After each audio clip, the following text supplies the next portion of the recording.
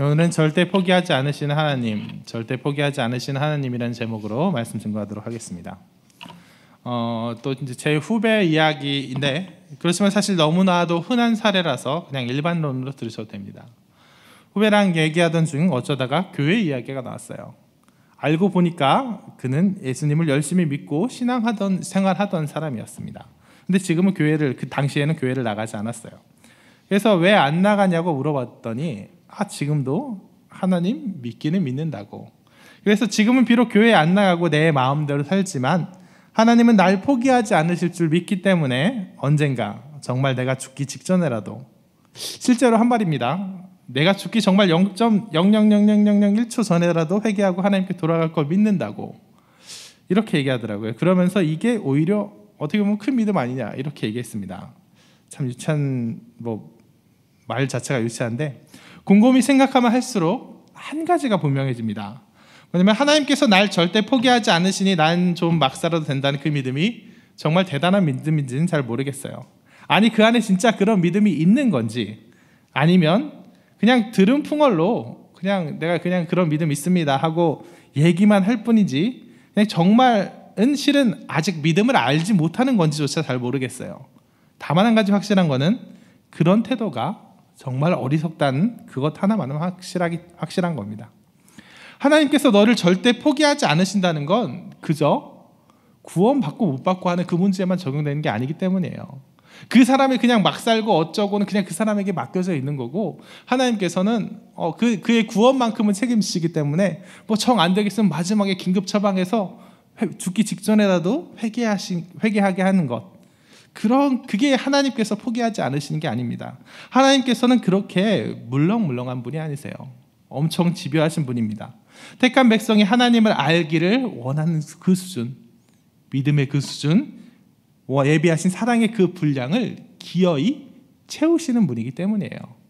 그는 자기 인생을 자기 마음대로 살다가 마지막 순간에 구원받을 수 있을 거라고 생각하지만, 하나님께서 그를 택하셨다면, 그를 구원하기로 작정하셨다면 그의 인생, 그의 마음대로 이끌어가길 가만 놔두지 않으실 겁니다. 오늘 본문을 살펴보겠습니다. 오늘 본문 보면 요나 얘기예요. 요나, 니느웨로 가서 하나님의 심판의 경고를 외치라는 얘기를 들은 요나 얘기입니다. 그런데 그는 하나님의 명령 앞에서 순종하지 않고 오히려 다시스로 갑니다. 얼른 피하는 거예요. 왜요? 그 명령 따르기를 싫어서. 다른 사람들은 사역의 명령 내면 이게 어떻게 잘 될까 걱정하는데, 그는 너무 잘 될까 걱정해서 니느웨 사람들이 구원받고 돌이키는 게 싫어가지고, 자기의 경고를 듣고 하나님께 돌아오는 게 싫어가지고 그 명령을 피합니다. 왜냐하면 이스라엘 백성으로서 니느웨에 원한과 분노를 갖고 있었기 때문에 그들이 구원받는 걸 원하지 않았다는 거예요. 그래서 그는 다시스로 얼른 갑니다. 왜 다시스로 가요? 거기가 반대편이니까요. 이스라엘 동쪽에 니느웨가 있습니다. 다시스는 서쪽에 있어요. 그래서 다시스로 가는 순간, 마침 다시스로 가는 배가 와서 그 배를 탄 순간 그는 자기가 이겼다고 생각했을 거예요. 니느웨로 안 가도 됐을 거라고 생각합니다. 우리는 요나가 하나님을 분명히 알면서도, 하나님을 분명히 알고 나중에 보면 알겠지만 바다를 지으시고 육지를 지으신 하나님, 정말 능력의 하나님, 이걸 고백하면서도 어떻게 하나님 말씀에 이렇게 거부할 수 있지? 하나님에게 하나님 고집 꺾겠다고 할 수 있지? 결국 하나님께로 끌려갈 것 알지 않나? 이렇게 의아해할 수 있는데, 요나는 하나님께 대해서 끝내 승리하기를 원했던 것 같진 않아요. 끝내 내가 그 명령을 피해야 된다, 그 정도로 생각한 것 같진 않아요. 뭐냐면 요나는 지금 이때만 모면하면 된다고 생각했을 겁니다. 왜냐하면 하나님께서 요나에게 말씀하신 그 경고의 내용이 뭐예요? 요나가 실제로 그 니느웨 가서 그 외친 경고의 내용이 뭡니까? 40일 후에 니느웨가 멸망하리라. 40일 후 시한분 거예요. 조건분 거예요. 그러니까 40일 동안 니네가 돌이키지 않으면 너 멸망한다, 이 얘기예요. 그 얘기를 듣는 순간 요나는 어떻게 생각했겠어요? 40일만 잘 버티면 되는 거예요. 내가 40일 후에는 하나님 제가 죄송합니다, 제가 니네를 갔어야 되는데요, 제가 제 고집을 꺾었어야 되는데요, 그렇게 후회하고 회개하고 그때 가서 할지언정 내가 40일만 버티면 지금은 니느웨는 구원받지 못하게 할 수 있는 거예요. 최소한 뭐 다른 사람 보내시는 건 뭐 어쩔 수 없다 치더라도 내가 직접 가서 니느웨의 회개의 말씀 전하는 그런 도저히 감당할 수 없는 그 짓은 내가 안 할 수 있겠다고 생각한 거예요. 그래서 얼른 가장 먼 곳, 서쪽으로 향하는 것 중에서도 가장 먼 다시스로 가는 배를 탄 겁니다. 배를 탔어요. 배를 타서 이제 승리했다고 생각했겠죠. 왜냐하면 다시스로 가는 데만, 이스라엘에서 다시스로 가는 데만 거의 20일보다도 훨씬 더, 아마 40일 이상 걸렸을 거예요. 그러니까 배를 타는 순간 이제 어떻게 해요? 다시스에 내려도 이제부터 회개하고 돌아가겠습니다 하도 돌아갈 시간이 없는 거예요. 그래서 자기 인생 자기가 마음대로 살 수 있다고 생각한 거예요. 만약 끝내는 하나님께 돌아갈지언정, 끝내는 하나님 앞에 내 고집을 꺾어야 될지언정, 지금 이 순간은 내 마음대로 살고자 하고 내가 원하는 대로 하고자 다시스로 떠나간 겁니다. 하지만 하나님은 그렇게 물렁물렁한 분이 아니었어요. 지금 이 순간에도 그 마음대로 인생을 하게 놔두지 않았습니다. 어떤 일이 일어납니까? 풍랑이 일어나요. 풍랑이 일어나면서 막 다시스로 가는 길이 막힙니다. 하나님께서 이제 돌아오라고 하는 거죠. 하지만 요나도 만만치 않습니다. 요나는 버팁니다. 선장과 선원들이 막 물건을 던지고 배를 가볍게 하고 정말 어떻게든 살아보고 날치고 있는 그 순간에 요나는 배 밑으로 내려가서 쿨쿨 잠을 잡니다. 뭐예요? 하나님 앞에서 버티는 거예요.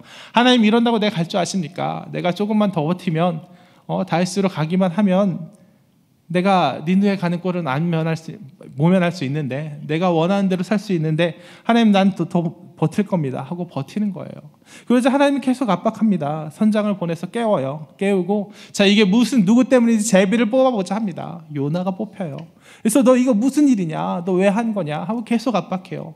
요나도 만만치 않습니다. 요나도 계속 이거 나 때문이다, 나 때문이니까 선장이 두려워 떱니다. 아니 어떻게, 그럼 진짜 바다와 뭐 육지를 만드신 하나님, 전능하신 하나님의 낯을 피해서 내가 이렇게 왔다 하니까 선장이 아니 어떻게 그런 일을 할 수가 있느냐 하고 바들바들 떨면서 그럼 어떻게 해야 될까? 지금 이거를 모면하려면 어떻게 해야 될까? 하고 물어요. 뭐예요? 지금이라도 회개하고 돌아가자는 거예요. 그렇지만 요나는 이렇게 바다가 흉흉하고 막 사람들이 뭐 두려워 떨고 선장이 와서 바들바들 떠는 이 와중에서도 돌이킬 생각 안 해요. 뭐라 그럽니까? 나를 바다에 던지면 잔잔해지리라. 이건 하나님 앞에 뭐 내가 회개하고 돌아오고 그래 내가 잘못했으니까 내가 벌 받겠습니다가 아니에요. 차라리 죽을지언정 안 가겠다는 거예요. 끝까지 고집 부리는 겁니다. 내가 이 자리에서 차라리 죽을지언정 내 인생 내 마음대로 살겠다는 거예요. 그렇게 나갈 때 하나님께서 어떻게 해요? 끝까지 바다로 던져지기까지 하십니다. 던져지기까지 만드십니다. 그래서 바다로 던지게 만든 다음에 그 예비해 두신 큰 물고기로 그를 삼키게 하세요. 그가 마음을 꺾고 돌이키기까지. 그는 내가 죽음으로 끝날 수 있다고 생각했는데 다시스로 가는 배를 타면, 거기서 버티면, 아니 그냥 아예 그냥 바다로 던져져가지고 내 인생이 끝나면 내 인생 내가 마음대로 할 수 있다고 생각했어요. 니느웨로 가는 그 사역 피할 수 있다고 생각했어요. 하지만 하나님 어떤 분이시라고요? 요나보다 더한 고집쟁이세요. 더 집요한 분이세요. 끝내 그를 깨우시고 끝내 그를 바다로 던지게 하시고 물고기를 보내서 끝내 삼키게 만드셔서 그를 돌이키게 만드신 겁니다. 이것은 하나님께서 하나님이 원하시는 사역을 하기 위해서 요나가 필요해서 그런 게 아니에요. 니느웨 사람을 돌이키기 위해서 요나가 꼭 필요해서 그런 거 아닙니다. 요나 말고도 갈 사람 얼마든지 많이 있었어요. 하나님이 원하시기만 한다면 천사를 보내실 수도 있고 길가에 돌 들어서 증거하게 만드실 수도 있어요.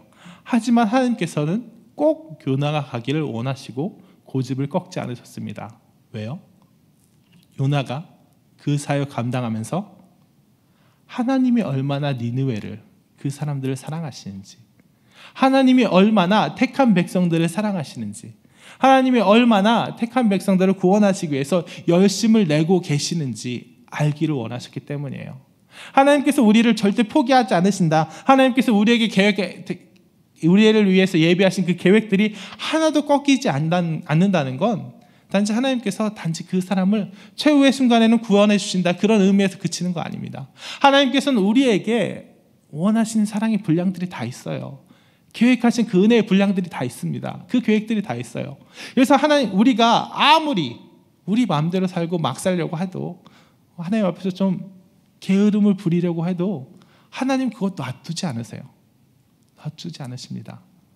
우리가 하나님 곁을 떠나서 다시스로 도망가려고 할 때, 내가 내 욕심, 내 욕망을 쫓아서 저 세상으로 나가려고 할 때 하나님 그것 지켜보지 않으시고 기어이 그 뒷머리를 끌고 와서 이 자리로, 예배할 수밖에 없는 이 자리로 이끌어 주십니다. 그렇기 때문에 우리는 하나님 앞에서 우리의 고집으로 하나님의 고집을 꺾으려는 생각을 애초에 버려야 돼요.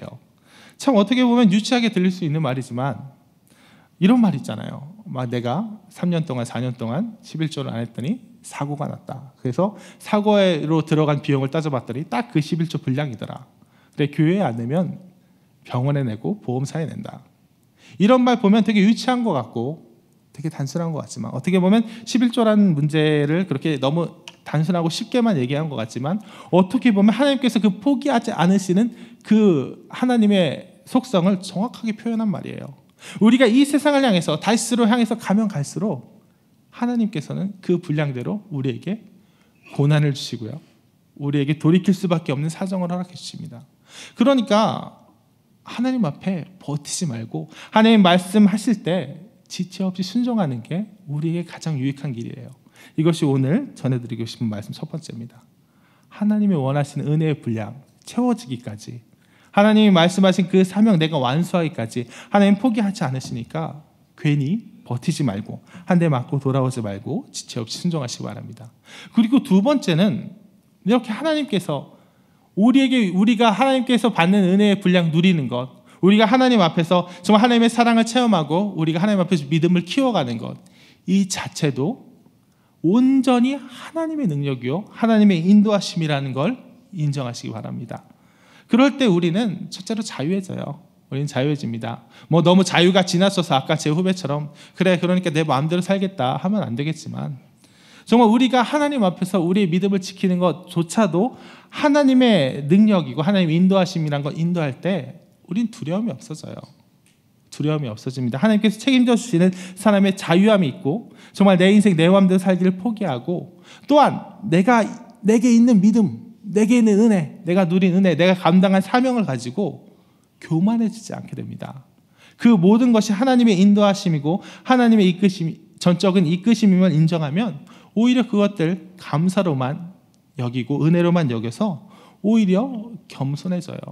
내가 니느웨로 갔습니다. 결국엔 니느웨로 갔습니다. 결국에는 복음을 전했습니다. 결국엔 하나님 말씀대로 살고 있습니다. 그래서 결국엔 이나마 지금 제가 여기서 예배 드리고 있고 뭔가 그럴듯해 보입니다. 하지만 그거 누구의 공로예요? 온전히 하나님의 공로라고요.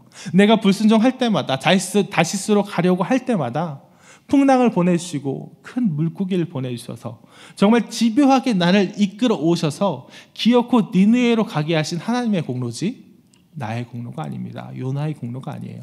그걸 인정하는 순간 자유함이 있고 오직 겸손으로 하나님의 은혜를 감사하는 그런 역사가 있습니다. 말씀을 정리하도록 하겠습니다. 우리는 우리 인생 우리 마음대로 살 수 있다고 생각합니다. 하나님께서 우리를 포기하지 않으신다는 것 단지 구원의 문제로 생각해요. 그래서 우리 인생 우리 구원은 정해진 거고, 다만 우리 인생 우리 마음대로 살면 큰 상급 없이 그냥 부끄러운 구원 받는 거고, 아니면 열심히 살면 그냥 상급 정도 더해지는 거고, 이런 식으로 생각할 때 많습니다.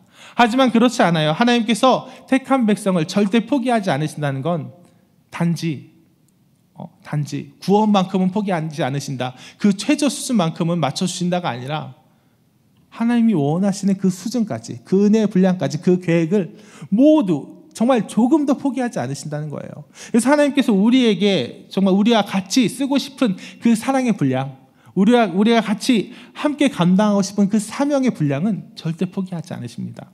그래서 우리가 아무리 다시스로 가려고, 하나님을 멀어지려고, 그 사명 피하려고 안간힘을 써도 풍랑을 주시고, 혹은 어떤 진짜 기이한 일, 정말 기이한 큰 물고기를 주셔서 기어코 우리가 하나님 말씀대로 살게끔 이끌어 가시는 분입니다. 그러니 먼저 포기하십시오. 내 인생 내 마음대로 살 수 있다. 내가 지금 이 순간만큼은 내 마음대로 살고 나중에 몰아서 회개하겠다. 이런 식의 생각 포기하십시오. 하나님이 말씀하신 그 명령 앞에서, 내게 보이신 비전 앞에서 지체 없이 순종하시고 내 마음에 주시는 감동의 불씨를 꺼트리지 마십시오. 그럴 때 하나님께서 우리에게 주신 그 은혜가 더한 유익으로 우리의 삶을 충만하게 합니다. 또한 그러므로 그 면을 인정함으로써, 이 모든 건 하나님께서 인도하신다는 것 인정함으로써 모든 공로가 오직 하나님께 있음을 또한 인정하십시오. 니느웨로 간 것 결국 하나님의 공로였습니다. 요나의 순종이 아니었어요. 결국 하나님께서 그를 이끌어 가신 겁니다.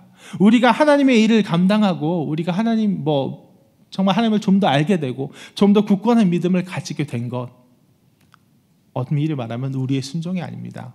하나님께서 우리를 절대 포기하지 않으시는 그 사랑으로 기어 이끌어 가신 겁니다. 그러니 교만이 아니라 나 정말 더 많이 받은 자의 더 큰 감사요, 겸손으로 좀 하나님 앞에 늘 겸허하고 사람들 앞에서도 늘 겸허한 홍대세계 성도가 되시길 진심으로 축원합니다. 아까 불렀던 찬양 290장 1절만 부르시고 기도하시겠습니다.